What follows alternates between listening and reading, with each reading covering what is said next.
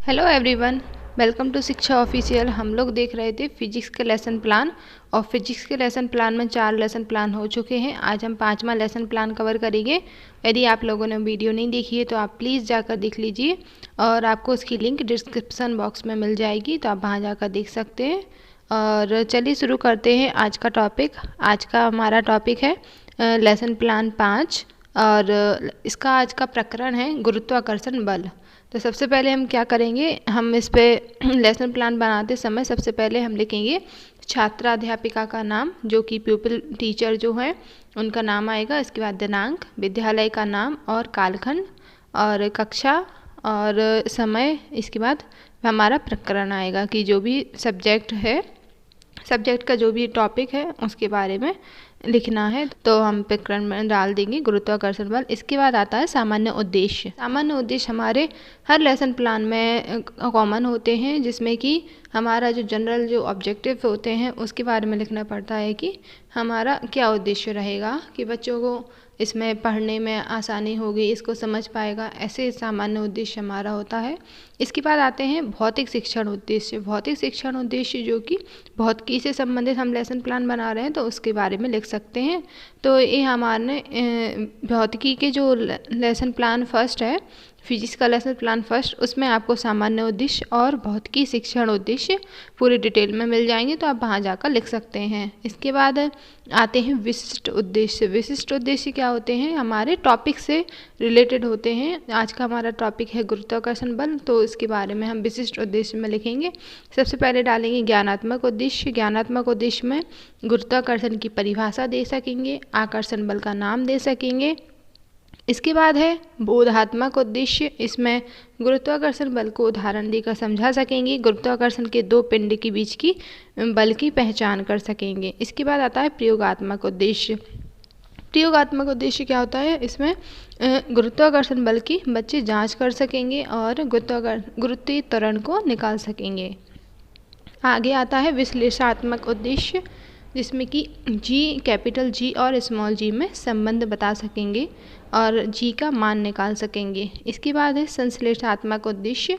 इसमें सभी प्रकार के पिंड में उत्पन्न द्रव्यमान में संबंध बता सकेंगे। आगे आता है मूल्यांकन, जिसमें कि गति के समीकरण का मूल्यांकन या जांच कर सकेंगे। इसके बाद आता है हमारा विशिष्ट उद्देश्य के बाद आता है शिक्षण सहायक सामग्री।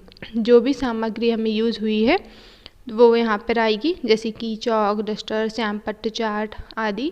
इसके बाद आती हैं शिक्षण विधियाँ, जिसमें कि प्रश्नोत्तर विधि, आगमन निगमन विधि, व्याख्या विधि, प्रदर्शन विधि आदि हम इसमें लिख सकते हैं। इसके बाद आता है पूर्व ज्ञान। पूर्व ज्ञान में क्या लिखते हैं, जिसमें कि बच्चे इस टॉपिक के बारे में सामान्य जानकारी रखते हैं। बच्चे इसमें हम लिख सकते हैं कि बच्चे यह जानते हैं कि किसी भी वस्तु को ऊपर उछालने पर वह नीचे आती है तथा बल के बारे में जानकारी रखते हैं। और फिर आता है प्रस्तावना। प्रस्तावना प्रश्न क्या होता है, जो कि हमें हमारे उद्देश्य की ओर ले जाता है। हम बच्चों से जनरल से क्वेश्चन करेंगे, बेसिक से क्वेश्चन करेंगे और उसमें से बच्चों को जो क्वेश्चन नहीं आएगा वहाँ से हमारा उद्देश्य निकल कर आ जाएगा। तो हम पूछेंगे बच्चों से कि बच्चों आपने कभी गेंद को उछाला है, तो बच्चे कहेंगे हाँ, और गेंद को किसी भी दिशा में उछालने पर वह कहाँ गिरती है, तो बच्चे बताएंगे नीचे की ओर। और पेड़ से फल टूटकर कहाँ गिरते हैं, तो बच्चे बताएंगे धरती पर। इसके बाद हम पूछते हैं कि पृथ्वी की ओर जो खिंचाव वाले बल को हम क्या कहते हैं, जो बल लगता है उसको क्या कहते हैं, तो इसमें बच्चे निरुत्तर हो जाएंगे, समस्यात्मक बन जाएगी, ये समस्या हो जाएगी। इसके बाद हम क्या, हमारा उद्देश्य निकल कर आ जाएगा कि बच्चों को हमें क्या गुरुत्वाकर्षण बल के बारे में बताना है। तो हम लिखेंगे हमारा उद्देश्य कि बच्चों आज हम गुरुत्वाकर्षण बल के बारे में अध्ययन करेंगे। इसके बाद आती है गुरुत्वाकर्षण बल के बारे में लिखेंगे। इसके बाद हमारा आता है जो प्रस्तुतिकरण है वो आएगा, इसमें कि शिक्षण बिंदु हेडिंग डालेंगे और छात्राध्यापिका की क्रिया, छात्र क्रिया। तो हम बताएंगे कि दैनिक जीवन में हम जानते हैं कि जब कोई वस्तु ऊंचाई से नीचे की ओर गिरती है तो वह पृथ्वी की ओर गिरती है, और गैलीलियो ने बताया कि पृथ्वी द्वारा आकर्षण बल के कारण ऐसा होता है, लेकिन वह बल का नाम नहीं बता सके। तो बच्चे यहाँ पे क्या कर रहे हैं, बच्चे ध्यानपूर्वक सुन रहे हैं। इसके बाद बताते हैं कि आइजैक न्यूटन ने इस तथ्य को समझा और यह बताया कि इस तथ्य का कारण गुरुत्वाकर्षण बल है। तो आइजैक न्यूटन ने इसका नाम बताया।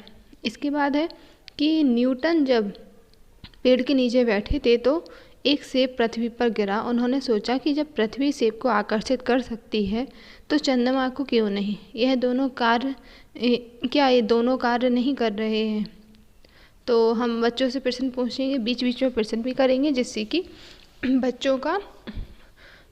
बच्चों को इसमें समझ में आता रहे और बच्चे कितना जान पा रहे हैं हमें पता चले। तो हम बीच में प्रश्न करेंगे, न्यूटन के ऊपर क्या गिरा। तो बच्चे बताएंगे सेब। और फिर समझाएंगे आगे कि न्यूटन ने कहा कि सभी पिंड एक दूसरे के केंद्रों को मिलाने वाली रेखा के अनुदिश आकर्षित करते हैं और पृथ्वी और चंद्रमा एक दूसरे को आकर्षित करते हैं। नेक्स्ट है हमारा चार्ट होगा। यहाँ पे हम एप्पल के पेड़ को यहाँ पे दर्शाने की कोशिश की है। आप इसको अलग से चार्ट बनाइएगा, जिससे कि इसमें पेज में लिखने में यहाँ पर शो ना हो यहाँ पे, इसलिए आपको बेटर रहेगा। इसके बाद ऐसा चार्ट बनाने के बाद हम आगे अपना कंटिन्यू रखेंगे कि संपूर्ण ब्रह्मांड में सभी पिंड एक दूसरे को आकर्षित कर रहे हैं। वह बल जिससे कि दो पिंड एक दूसरे को आकर्षित करते हैं गुरुत्वाकर्षण बल कहलाता है और पिंडों के बीच लगने वाले बल को गुरुत्वीय बल कहते हैं। इसके बाद हम प्रश्न करेंगे गुरुत्वीय बल का नियम किसने दिया। तो यहाँ पे आंसर लिख देंगे छात्र क्रिया में, जिसमें कि लिखा नहीं है।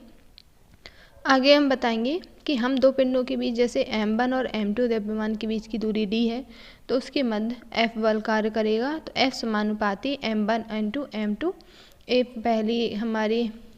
पहला समीकरण बन जाएगा। इसके बाद F इक्वल टू 1/d² दूसरा समीकरण। तो F equal to m1 m2 और अपॉन में d²।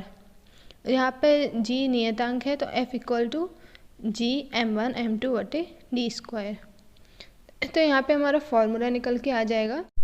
इसके आगे हम कंटिन्यू करेंगे कि जब कोई पिंड तल पर गति करता है तब त्वरण वेग परिवर्तन पर निर्भर करता है, लेकिन जब पिंड को ऊपर उछालते हैं तो वह पृथ्वी के गुरुत्वाकर्षण के कारण पिंड में उत्पन्न त्वरण गुरुत्वीय त्वरण कहलाता है। इसे स्मॉल g से दर्शाते हैं। इसके बाद आगे आएगा हमारा श्यामपट्ट सारांश। यहाँ पे हम श्यामपट्ट सारांश लिखेंगे, जो भी हमने आज टॉपिक कवर किया है उसमें फॉर्मूला और उसके बारे में यहाँ पे लिख देंगे। तो यहाँ पे हमारा इस श्यामपट्ट कार आ जाएगा। इसके बाद आएगा फॉर्मूला, हम यहाँ पे निकालेंगे कि जी इक्वल टू 9.8 मीटर पर सेकेंड स्क्वायर, और इस तरह से हम इसका अपना फॉर्मूला निकलेंगे और त्वरण के बारे में लिख देंगे। तो जी और जी में संबंध है, यहाँ पे इसको दर्शाएंगे और इस तरह से हम अपना लेसन प्लान तैयार करेंगे। इसके आगे फिर बच्चों से प्रश्न करेंगे कि गुरुत्वीय बल किसे कहते हैं। तो बच्चे बताएंगे दो पिंडों के बीच लगने वाले बल को गुरुत्वीय बल कहते हैं। और एक समान गति के 3 समीकरण हैं, v equal to U plus A T, S equal to U T plus A T square, V square equal to A U square plus 2ab। इसके बाद हम यहाँ पे बच्चों को कहेंगे कि बच्चों आज हमने गुरुत्वाकर्षण बल के बारे में अध्ययन किया है। और फिर हम बच्चों से पुनरावृत्ति प्रश्न करते हैं। जैसे कि क्लास में थोड़ा टाइम बचता है लास्ट में, तो हम क्विक रिवीजन करने की कोशिश करते हैं, जिससे कि बच्चों को क्विक रिवीजन हो जाए और बच्चों को थोड़ा और समझ में आए कि आज हमने क्या पढ़ा है।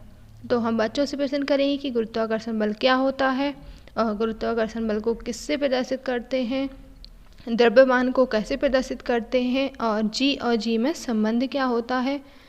इस तरह से पुनरावृत्ति प्रश्न के बाद हम उन्हें कक्षा कार्य देंगे, जिसमें कि रिक्त स्थान, जोड़ी, कुछ भी हम दे सकते हैं। तो बच्चे उसको करेंगे, क्लास में ही करेंगे। इसके बाद हम उन्हें गृह कार्य देंगे। गृह कार्य में मैक्सिमम 1, 2, 3 मतलब क्वेश्चन 2-3 क्वेश्चन इसमें देंगे कि बच्चों को और भी ज़्यादा उस पर लोड ना पड़े और बच्चे आराम से अपना गृह कार्य होमवर्क कर सकें, क्योंकि बच्चों ने क्लास में रिवीजन कर लिया है। इसके बाद बच्चे घर जाकर एक बार और उसको कोशिश करें, एग्जाम्पल से ट्राई करके देखें और जो भी बच्चों को ना आए वो नेक्स्ट डे हमसे पूछें। तो हम बच्चों को अच्छे से इसमें पढ़ा सकेंगे। हमारा पढ़ाने का तरीका क्या है, यह हमें लेसन प्लान में हमें यही दिखाना है कि हम बच्चों को कैसे पढ़ा सकते हैं और बच्चों को कितना समझ में आ रहा है। मेन चीज़ होती है समझना। बच्चों को यदि समझ में आता है तो पढ़ाना सही है। और बच्चे अगर कोई डाउट रहता है, बच्चे पूछते हैं, तो इससे बच्चों को क्या जल्दी समझ में आता है। बच्चे इतना सवाल पूछेंगे उतना उन्हें अच्छे से समझ में आएगा। तो हम यहाँ पे गृह कार्य देंगे। 2 पिंडों जिनकी द्रव्यमान क्रमशः 50 किलोग्राम 20 किलोग्राम है और इनके मध्य की दूरी दी है और हमने उनके मध्य का गुरुत्वाकर्षण बल भी दिया है और बल का मान दिया है, तो जी का मान निकालना है।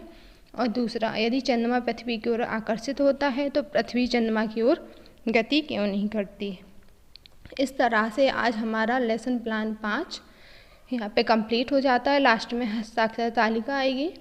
और यदि आप लोगों को कोई डाउट है या कोई और आपको इम्प्रूवमेंट चाहिए है, यदि कुछ समझ में नहीं आ रहा तो आप उसको कमेंट कर सकते हैं। और यदि आपको वीडियो अच्छी लग रही है तो प्लीज़ लाइक कीजिए, चैनल को सब्सक्राइब कीजिए।